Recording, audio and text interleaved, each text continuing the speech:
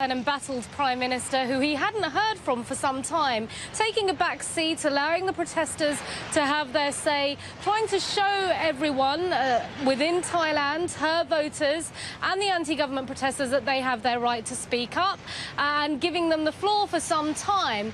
And we've seen their numbers actually diminish since Monday, so a lot of political analysts saying that was a wise thing for her to do, to sit back and allow this to slowly diminish as the week continues. But Natalie, today, when we went to speak to her, a lot of tough questioning of her position as to how long she can maintain this position of being calm and conciliatory and saying that she's going to push ahead with an election that the anti-government protesters do not want. I asked her whether it was time for her to stand down from her position for the good of the country, if nothing else. And she replied to me that she is constitutionally bound to stay in her position because she's heading a caretaker government right now. And let's wait and see. Let's allow the election and the voters to decide. She was pushed again later in the press conference on exactly this line as to whether the entire Shinawatra family should just distance itself from politics. They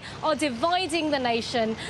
Previously, her brother Thaksin Shinawatra, who was ousted in a coup in 2006 amid corruption charges, and herself as well, now becoming an unpopular prime minister. Shouldn't they just remove themselves from politics?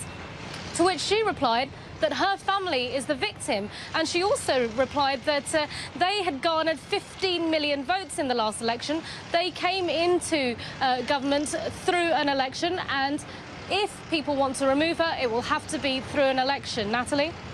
And well, so she said the things that indicate that she plans to do everything she can to stay in power and to stand up against the opposition. But how did she sound? Did she sound like she's inside remaining strong through this? No, Natalie, that's a very interesting question, because while I was watching her throughout this press conference, she's the youngest of the Shinawatra family. This was almost kind of thrust upon her.